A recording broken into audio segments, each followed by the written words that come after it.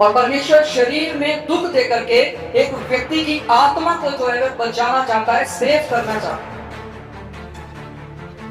समझ इस बात। परमेश्वर इस धरती पर जितने भी लोग हैं उनको जब बचाना चाहता है, अगर कोई बुराई में है, पाप में है, शरीर में दुख दे करके उसको वहीं पर धरती पर ही उसका हिसाब किताब कर देना चाहता है। मानो कि एक रजिस्टर है, उसमें लिख दिया कि इस व्यक्ति ने ये पाप किया। अब उसका हिसाब किताब अगर परमेश्वर आत्मा में होकर के स्वर्ग में करेगा तो फिर तो उसको नरक में जाना पड़ेगा सदा के लिए। तो उस सदा की पाप से बचाने के लिए, उस आग से बचाने के लिए जो अनंत काल का है, क्या ये अच्छा नहीं है कि लोगों को धरती पर ही उस चीज की सजा दी जाए और उसका हिसाब किताब यहीं पर कर दिया जाए, ताकि उसकी आत्मा जो है सीधा कहां जाए? स्वर्ग में जाए। हालेलुया, समझे? तो अगर आज किसी ने बुराई की, पाप की, कुछ भी ऐसा चीज किया है या उसमें बना रहता है, कोई ईर्ष्या में बना है, कोई जलन में बना हुआ है, ये दुष्ट आत्माएं हैं। मैं आपको बताना चाहता हूं, कोई अपने झूठ में, कोई धोखे में, कोई किसी चीज में, किसी बुराइयों में जो चलता रहता है, वो स्पिरिट होगी। और अगर वह पाप से नहीं छूट रहा है, नहीं माफी मांग रहा है, तो आप ये हमेशा ध्यान रखें, वह व्यक्ति जिसका हिसाब किताब इस धरती पर नहीं हुआ है, वह ऊपर जाकर के अपना हिसाब किताब भी दे नहीं पाएगा। उसको परमेश्वर कहेगा मेरे सामने से दूर हो जाओ। क्या आपने वो वचन पढ़ा है, जब बहुत से लोग जाएंगे बोलेंगे मैंने तुम्हारे नाम में भविष्यवाणियां की, मैंने तुम्हारे नाम में दुष्ट आत्माओं को निकाला, बीमारों को चंगा किया, पर यीशु मसीह कहता है मैं उनसे साफ साफ कह दूंगा मैं तुमको नहीं जानता, हे कुकर्मियों, मुझसे दूर हो जाओ। आप ये सोचिए, जो भविष्यवाणी यीशु मसीह के नाम में कर रहा है, जो चंगाई यीशु मसीह के नाम में हो रही है, जो यीशु मसीह के नाम में दुष्ट आत्माओं को निकाल रहा है, खुदा उन्हीं को क्यों बोल रहे हैं? हालेलुया, क्योंकि वे लोग पाप में लगातार पड़े। इस चीज पर भी हम आएंगे। आज का वचन थोड़ा लंबा जरूर होगा। हालेलुया, समझ गए? तो इस वचन में हमने क्या देखा है, जिसने शरीर में दुख उठाया वह पाप से, और जो पाप से छूट गया उसी का उद्धार। हम ये जानते हैं यीशु मसीह क्यों आया, पापियों का उद्धार करने के लिए। अगर हम माफी मांगे तो माफी मिल जाएगी, पर जो चीजें हमने बीच करके रखी है उसको कौन काटेगा? हालेलुया। तो उससे अच्छा क्या है कि हमारा हिसाब किताब यहीं पर बराबर हो जाए, ताकि ऊपर जाकर के खुदा के सामने जाकर के आपको हिसाब ना देना पड़े और वहां पर आपके सर झुके हुए ना रहे। हालेलुया। वहां पर आपकी आंखें नीचे ना हो, जब परमेश्वर कहे हे बेटे, हे बेटी, तूने ये पाप किया, मैंने तुझे बताया ये नहीं करना है, फिर भी तू उसमें बना रहा। वहां पर कोई व्यक्ति हिसाब नहीं दे पाएगा। तो इससे अच्छा क्या हम अपना हिसाब किताब इस धरती पर ही बराबर कर लें। हालेलुया। इसीलिए वे लोगों को शरीरों में दुख देता है। अब मान के चलिए बहुत सारे लोग होते हैं जो जल्दी से ठीक नहीं होते, चंगाई उनको नहीं मिलती, हो सकता है उसको सजा के रूप में बीमारी मिली हो, किसी ने बुराई किया, पाप किया, लगातार उन चीजों में बना हुआ है जो परमेश्वर को पसंद नहीं है। अब परमेश्वर बोलता है ठीक है, इसका हिसाब किताब मैं इसी धरती पर करूंगा, पर इसकी आत्मा को नाश नहीं होने दूंगा। तो वो क्या करेगा? एक व्यक्ति को दुख देगा या नहीं देगा? उसका हिसाब किताब इस धरती पर बराबर करेगा कि नहीं करेगा, ताकि उसकी आत्मा को बचा लिया जाए। यहां पर एक व्यक्ति 100 साल तक जिंदा रह सकता है, पर जो अगला जीवन है वह सदा का है, अनंत काल, उसमें कोई समय नहीं है। तो परमेश्वर ज्यादा ध्यान किस पर देगा? आपको यहां पर वो सारी सुख सुविधाएं देगा, सब कुछ अच्छा देना चाहता है, पर सबसे ज्यादा ध्यान उसका अनंत काल के जीवन पर रहेगा। हालेलुया, समझ गए? सपोज किसी व्यक्ति के ऊपर कोई बीमारी है, अब वो सोच रहा है मैं चंगा क्यों नहीं हो रहा, मैं चंगा क्यों नहीं हो रहा, मैं चंगा। सोचिए, विचारिए, आपने अपने जीवन में क्या बीजा था जिसको आज आपको काटना पड़ रहा है। और आप इसीलिए काट रहे हैं क्योंकि परमेश्वर चाहता है कि आप काटे, क्योंकि यहां पर अगर आप नहीं काटेंगे तो फिर अनंत काल की मौत जो है उन लोगों का इंतजार कर रही है जो यहां पर अपना सुधार नहीं करेंगे। हालेलुया। समझ में कुछ कुछ चीजें समझ आ रही कि नहीं? अब कोई व्यक्ति जाता है, पास्टर इसके लिए प्रार्थना करो, कोई किसी विश्वासी को बोल देता है इसके लिए प्रार्थना करो, या हमारे लिए ये प्रार्थना करो। आपके लिए प्रार्थना तो हो जाएगी, सब कुछ हो जाएगा, पर क्या आपने ये विचार किया है कि ये मेरे ऊपर ऐसा क्यों है? या कोई व्यक्ति बार बार बीमार पड़ता है तो वो क्यों पड़ता है? हालेलुया। अब वो बोलेगा किसी का शरीर ऐसा होता है, शरीर ऐसा नहीं होता जी, बाइबल ऐसा नहीं बताती। आप बोलेंगे शरीर तो दुर्बल है, आत्मा तैयार है, तो ये प्रार्थना के लिए बोला क्या है? आजकल लोगों के पास बहुत सारे बहाने हैं। हालेलुया। अब कुछ लोग बोलेंगे वो समय कुछ और था, अब समय कुछ और है। समय के अनुसार बदलना चाहिए, आपको बदलना जरूर चाहिए। आप अपने कपड़े बदल सकते हैं, आप अपना रहने का स्थान बदल सकते हैं, आप अपने जीवन में सुख सुविधाएं ला सकते हो, पर याद रखें परमेश्वर और उसका वचन वही है, वो कभी भी बदला नहीं। परमेश्वर के बारे में क्या लिखा कि वह युगानुयुग इंसान रहने वाला परमेश्वर। हालेलुया। तो वह प्रेम करता है, वह माफी देता है, पर याद रखिए वचन यह भी कहता है कि उसको हम मजाक में नहीं ले सकते, उसको हम गट्टों में नहीं उड़ा सकते, क्योंकि मनुष्य जो बीजता है वही काटता है, क्योंकि उसने बीजा है। किसी के ऊपर कोई बीमारी आ गई, लोग चेक नहीं करते कि क्यों आया। अपने पास में जाकर के देखिए आपने क्या किया था ऐसा, और उस चीज के लिए माफी मांगे, परमेश्वर आपको माफ कर देगा, आप चली हो जाएगी। हालेलुया। तो पौलुस ने जो दुख उठाया वो इसलिए उठाया क्योंकि एक वचन कहता है कि वह कलीसियाओं को परेशान करने वाला था, वह उनको दुख देता था। अब किसी को डंडे पड़ रहे हैं, किसी को पत्थर पड़ रहे हैं। अब पौलुस किसी के पास गया, उसके साथ कुछ और लोग गए। विश्वासियों को अगर डंडे पड़ रहे हैं तो पौलुस को डंडे मिले कि नहीं मिले? विश्वासी को पत्थर पड़ रहे हैं तो पौलुस को मिले या नहीं मिले? हालेलुया। अगर किसी को कोड़े लगवाए गए तो पौलुस को रिटर्न में मिले। और आप देखिए उसको 1 गुना 2 गुना 4 गुना करके वापस मिले। हालेलुया। जो आज आप दे रहे हैं ना किसी को, वो आपके पास लौटेगा ही।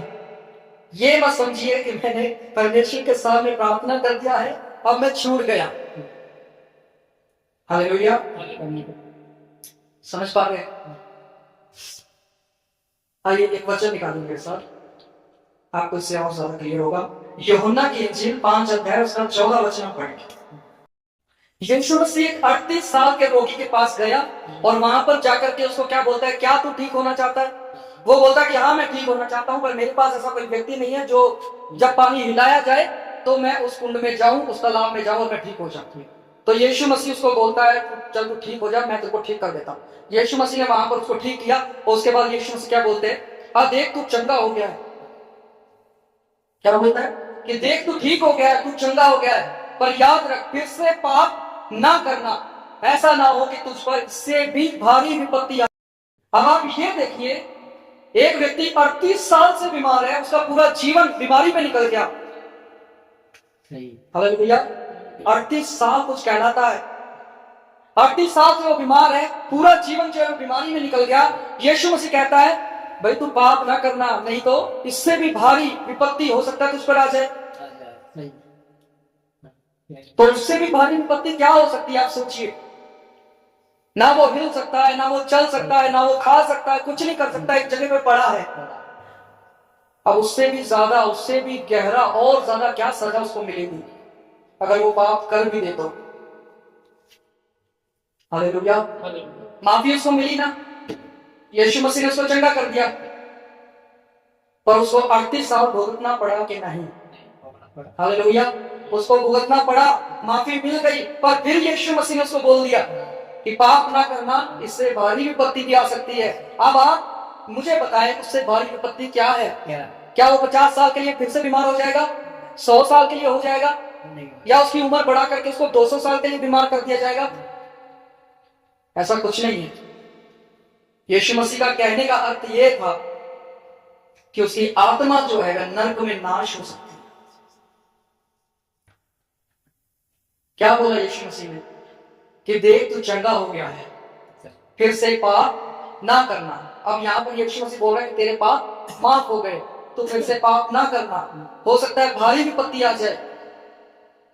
यीशु मसीह क्या कह रहा है? ऐसा ना हो कि तेरी आत्मा जो है वह नरक में नाश हो जाए। हालेलुया, समझ रहे? तो उस व्यक्ति ने यहां पर जो भी भोग लिया, 38 साल वह रोगी रहा, उसके बाद उसको चंगाई मिली, माफी मिली। उसने जो फेस करना था वो यहां पर उसका पूरा हो गया। अब वो अगर पाप नहीं करेगा तो कहां जाएगा? और पाप करेगा तो यीशु मसीह क्या बोल रहा है? उससे भी भारी विपत्ति तुझ पर आ पड़ेगी। हालेलुया। तो खुदा जो है वो सबसे प्रेम करता है, उसको बचाना चाहता है, सबको बचाना चाहता है, पर वो पाप का, बुराई का पूरा पूरा हिसाब किताब भी रखता है। इसमें कंफ्यूज होने की जरूरत नहीं है, क्योंकि ऐसे वचन जो है वे हमारे पास कभी आए ही नहीं कि परमेश्वर माफ भी नहीं करता है। हमने तो हमेशा सुना है परमेश्वर माफ करता है। हालेलुया। परमेश्वर ने एक व्यक्ति को माफ किया जो क्रूस के ऊपर था, किया ना, पर क्या उसको फेस नहीं करना पड़ा? उसके हाथ और पैरों में कीलें नहीं थी ना? और फिर यीशु मसीह क्या बोलता है? तो आज ही मेरे साथ स्वर्ग में होगा। जब उसने सब कुछ सह लिया यहाँ पे, उसके बाद वो कहां गया? उसने कहां सहा? आत्मा में या शरीर में? तो जब उसने सब कुछ हिसाब किताब यहां दे दिया, तो क्या वहां लिया जाएगा? नहीं लिया जाएगा।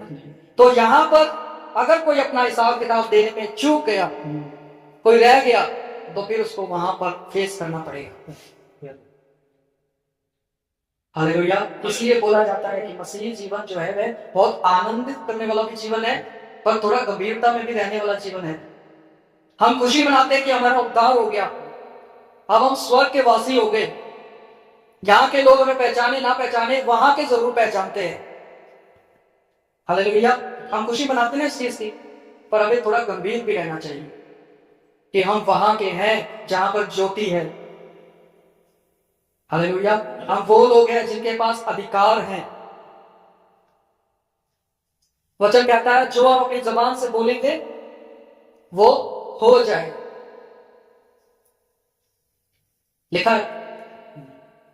लिखा है मनुष्य के जीव में मृत्यु और जीवन है, जो उसको काम में लाना जानते हैं वे उसका फल भोगेंगे। जैसा आप बोलेंगे वैसा आप फेस करेंगे, वैसा ही आपके सामने आएगा। समय लग सकता है पर आएगा समय। हालेलुया। तो अगर आप आज यहां कुछ भी फेस कर रहे हैं तो निराश होने की, घबराने की, टेंशन लेने की जरूरत नहीं है। किसी बात की टेंशन मत हो कि अगर आप यहां पर फेस कर रहे हैं कुछ, आप परमेश्वर का धन्यवाद करो। परमेश्वर तेरा धन्यवाद कि तू धरती पर ही मेरा हिसाब किताब कर रहा है। हालेलुया। आप देखिए एक व्यक्ति था, एक धनी व्यक्ति था जो सब कुछ खा पी रहा था, मजे में अपने लाइफ बिता रहा था, पर एक गरीब लाजर था जो बाहर पड़ा रहता था। पता नहीं कपड़े थे नहीं थे, खाना था नहीं था, पानी था नहीं था, कुछ नहीं पता। पर मरने के बाद धनी व्यक्ति कहां गया? अधोलोक में गया। और लाजर जो मर के गया वो कहां गया? अब्राहम की गोद में। तो यहां पर किसने फेस किया था इस धरती पर? धनी व्यक्ति ने या लाजर ने? लाजर का पूरा हिसाब किताब इस धरती पे हो गया था ताकि वो वहां जाए। हालेलुया। अब इसका मतलब ये नहीं है कि आप यहां पर अच्छी जिंदगी नहीं बिता सकते, आपके पास सब कुछ अच्छा नहीं हो सकता। हो सकता है परमेश्वर आपको बहुत सारी आशीष दे, पर याद रखें परमेश्वर माफ करता है, पर साथ ही साथ उस चीज के लिए वो हमेशा आपको खड़ा हुआ मिलेगा कि तूने ये गलती किया था, ठीक है मैंने माफ कर दिया है, हम इसको काटे। हालेलुया। काटना इसलिए है प्रियो क्योंकि आपके शरीरों में अगर आप दुख उठा लेंगे तो आपका आत्मा जो है वो स्वर्ग में आनंद करेगा। हालेलुया। अगर आपके लिए कोई भी व्यक्ति बुराई बीज रहा है तो याद रखे वह आपके लिए नहीं कर रहा है, वो अपने खुद के लिए कर रहा है। आपके सामने अगर कोई भी व्यक्ति बुराई कर रहा है, आपके जीवन में कुछ भी बुरी चीजें कर रहा है, तो वो अपने जीवन को खराब कर रहा है, आपके नहीं। आप किसी के साथ कुछ भी कर रहे हैं, आप उसके साथ नहीं कर रहे, आप अपनी लाइफ के साथ कर रहे हैं। समझ रहे? क्योंकि आप जो बीजेंगे वही तो। हालेलुया। समझ रहे कि नहीं? आइए हम एक वचन निकालें, प्रेरितों की किताब 9 अध्याय 2, 3 और 4 वचन। अगर आप किसी को सता रहे ना तो याद रखिए आप उस व्यक्ति को सता नहीं रहे, आप यीशु मसीह की दुल्हन को सता रहे। और अगर आप दुल्हन को परेशान करेंगे तो यीशु मसीह चुप नहीं बैठे।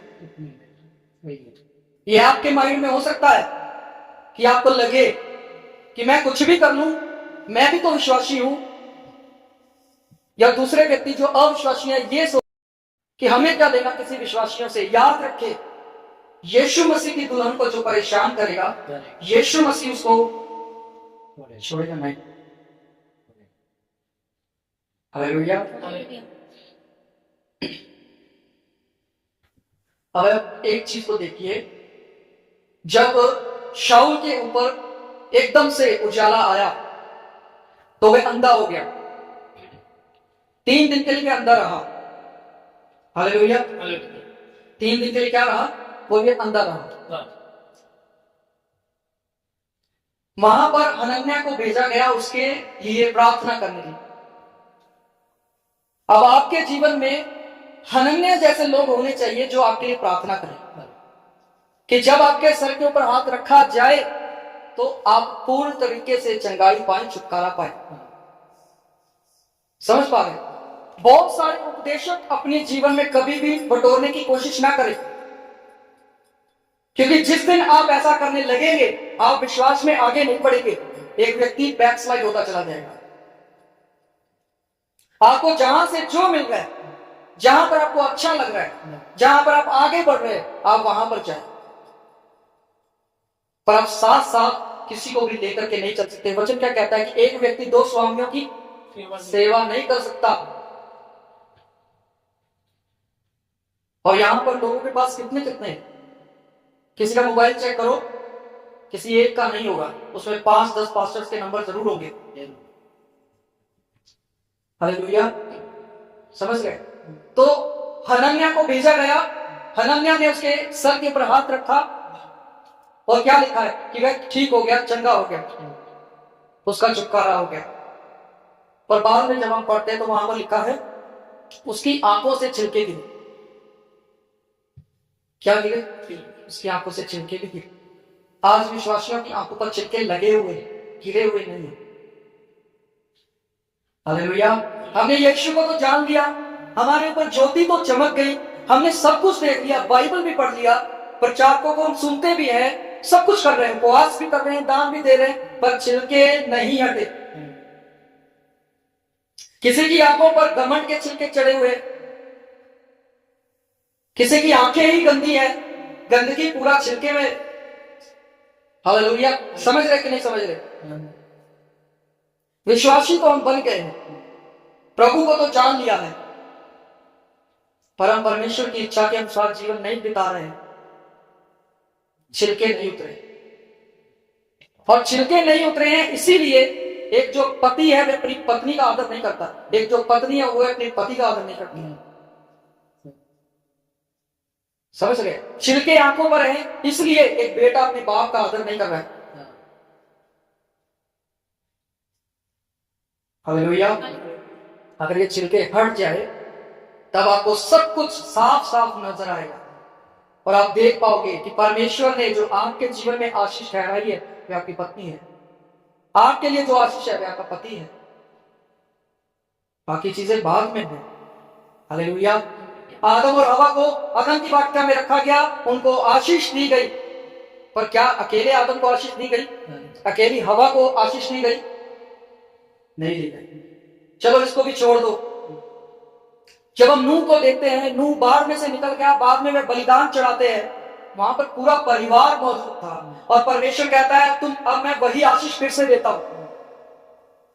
तो क्या अकेले नूह को आशीष दी, उसकी पत्नी को दी, या अकेले उसके बेटे को आशीष दी, अकेले उसकी बहुओं को? हालेलुया। समझ रहे कि नहीं? तो जब आंखों पर से छिलके हट जाएंगे तब आप इन चीजों को जरूर समझ पाएंगे। किसी की आंखों पर ईर्ष्या के छिलके हैं, जलन के हैं, दुश्मनी के छिलके हैं, वो उसी अनुसार फिर देख पाते, वही उनका नजरिया है। अगर किसी चीज से आंख को कवर कर दिया जाए तो फिर वैसा ही वह देखेगा। हालेलुया। पर परमेश्वर में हमारा नजरिया क्या होना चाहिए?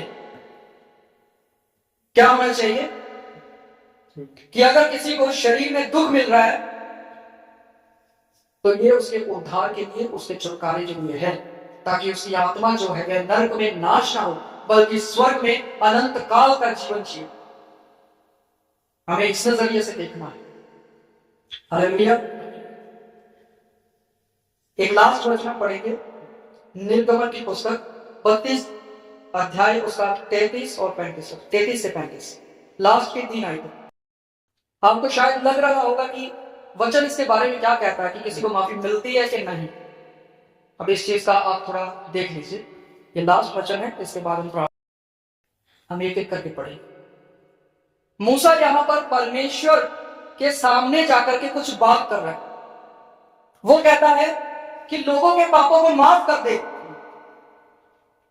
और अगर तू उनके पापों को माफ नहीं कर रहा है तो मेरे नाम को भी अपनी पुस्तक में से काट दे, खत्म कर दे। हालेलुया। लिखा है ना? क्यों लिखा है? क्योंकि लोगों ने पाप किया था, बुराई की थी, और मूसा बीच में आ रहा है। मूसा मिडिल मैन बन रहा है। मूसा कह रहा है कि परमेश्वर इनके पापों को तू माफ कर दे, बोलता है मूसा, और अगर तुझे माफ नहीं करना है तो तू मेरे को भी साइड में कर दे, यानी कि मेरा नाम भी काट दे फिर। हालेलुया। तो अब देखिए परमेश्वर का जवाब क्या आता है। अब यहां पर देखिए, मिस्र से परमेश्वर अपने लोगों को कनान ले जाने के लिए ले जा रहा है। लोगों से बीच में बुराई हो गई, पाप हो गया।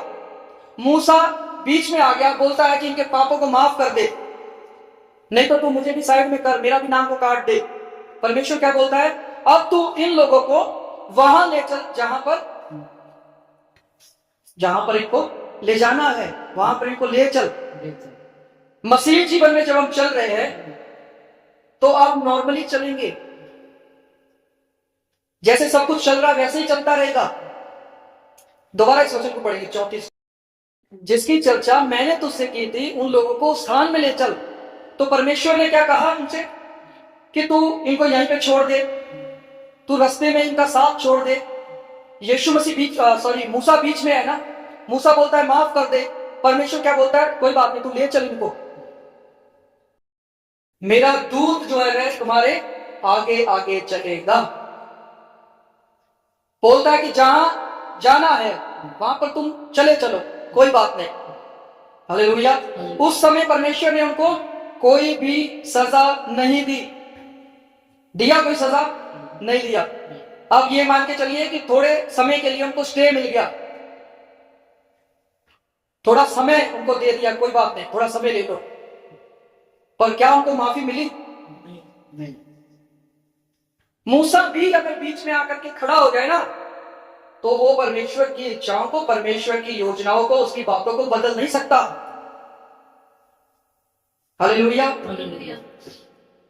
अब 33 से लेकर के 35 वचन पूरा हम पढ़ेंगे, समझ गए? तो परमेश्वर ने कहा कि जब समय आएगा तब मैं इनकी बुराई, इनके पाप का दंड जो है इनको दूंगा। हालेलुया। वो कहता है मैं इनके नाम को अलग कर दूंगा, जो चीज उन्होंने की है इसके लिए इनको फेस करना पड़ेगा। तो आप मुझे बताइए, मिस्र से लाखों लोग निकले, पर कनान तक कितने लोग पहुंचे? बोले 2। बोलिए, दो लोग, समझ गए?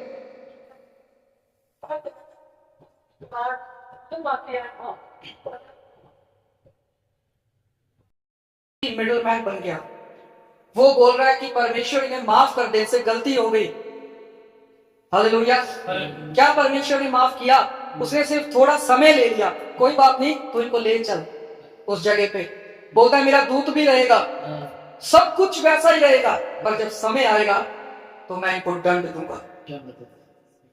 तो कनान में कितने लोग पहुंचे? 2 लोग। बाकी रास्ते में ही नाश हो गए। आजकल विश्वासियों का जीवन यही है।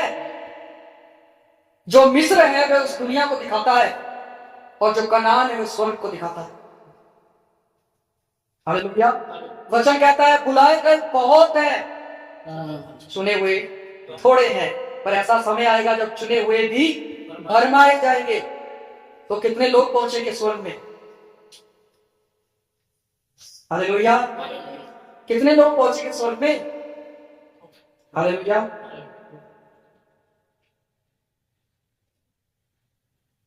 मूसा के कहने पर भी उन लोगों को माफी नहीं मिली, उनको सजा मिली, दंड मिला। और कनान तक 2 ही लोग पहुंचे। जो मिस्र है, जो इस दुनिया को दिखाता है, उसके लिए परमेश्वर बोलता है मैंने तुम्हें संसार से अलग कर लिया है। और जब परमेश्वर ने हमें संसार से अलग कर लिया है, तो इसका मतलब क्या है कि अब हम मिस्र से निकाल लिए गए हैं। अब हम उस दौड़ में हैं जहां हमें पहुंचना है। पर आप यह भी देखिए, मिस्र से जितने भी लोग निकले हो, बीच में जिनसे पाप और बुराइयां होती गई, वो वहीं पर रहते चले गए। मूसा की बात भी नहीं मानी। स्टे मिल गया थोड़े समय का, कर लो ऐश, पर बोलता है जब समय आएगा तब इस चीज का मैं हिसाब किताब बराबर कर दूंगा। हालेलुया। आज समय है कि हम माफी मांग ले। आज समय है, अगर हमारे ऊपर कोई दुख है तो उसके लिए भी हम धन्यवाद करें। परमेश्वर यहीं पर तू हमारा हिसाब किताब कर रहा है, तेरा धन्यवाद है, ताकि हमें स्वर्ग में फेस ना करना पड़े, ताकि तू ये ना कहे कि मैं तुझे जानता नहीं। कम से कम तू वहां पर तो हमारे गले लगाएगा हमें। वहां पर तो तू बोलेगा कि देख मैंने तेरे आंसू कुप्पी में रखे हैं। वहां पर तो तू हमारे आंसू को पोंछेगा, हमारे सर के ऊपर एक ताज रखेगा। हालेलुया। तो मैं जानता हूं कि जो इंसान बीजेगा वह इसको काटना पड़ेगा। आपको माफी भी मिल जाएगी, आपको प्रेम भी मिलेगा, यीशु मसीह में आपको भरपूरी से सब चीजें मिलेगी।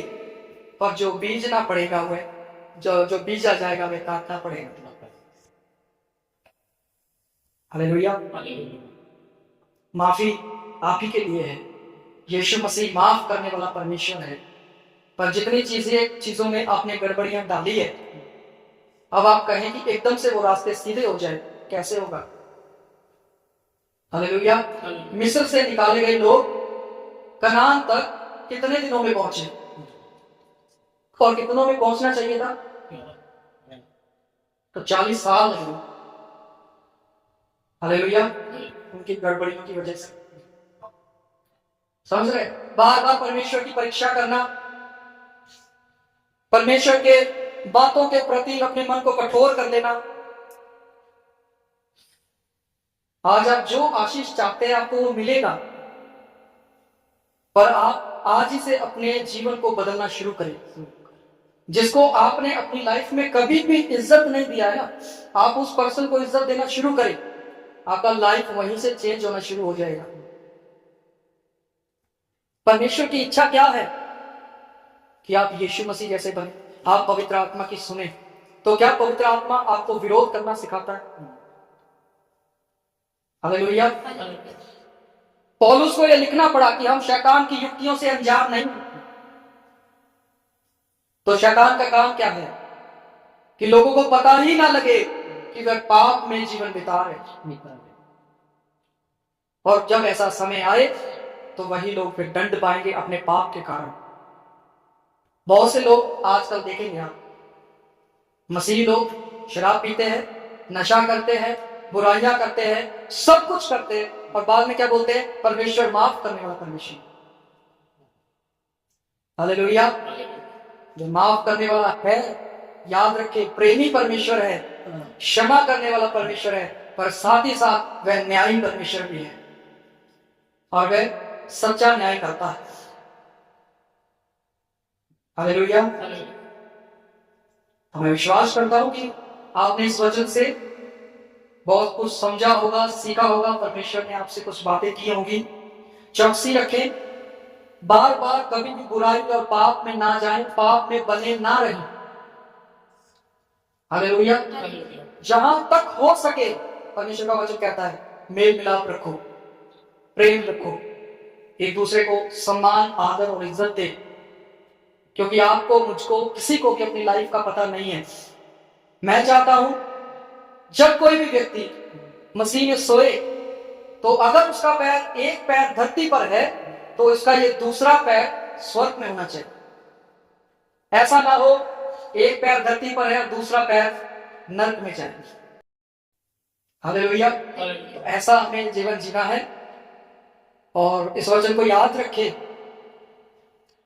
कि जो आप देंगे वो आपके पास लौट कर आएगा। हालेलुया। एक वचन, लास्ट वचन मैं बोलकर के समाप्त करूंगा, परमेश्वर मेरे मन में डाल रहा है। कहता है जैसा तुम चाहते हो कि आपके साथ किया जाए, पहले आप वैसा करो। हालेलुया। जैसा आप चाहते हैं आपकी लाइफ वैसा हो, पहला आप उसका शुरुआत करें। शुरुआत आपसे होती है, किसी दूसरे व्यक्ति से नहीं। हालेलुया। आपको देखना है आपको परमेश्वर ने चुना है या नहीं चुना। अगर चुना है तो ये चीज आपको देखना है कि मिस्र से जब आप निकाली गई तो क्या आप कनान तक पहुंचेगी कि नहीं। हालेलुया। मैं ऐसी दुआ रखता हूं अपनी लाइफ के अंदर कि आप सब लोग बचाए जाएं। जितने लोग इस वचन को सुने हैं वे हम सब लोग मिल करके, जब यीशु मसीह आए तो हम बादलों पर उसके साथ उठाए भी जाए और हम सब लोग जो है स्वर्ग में रहे, एक भी व्यक्ति इधर उधर ना हो। हालेलुया। तो मसीही जीवन की थोड़ी गंभीरता को समझें। आइए हम प्रार्थना में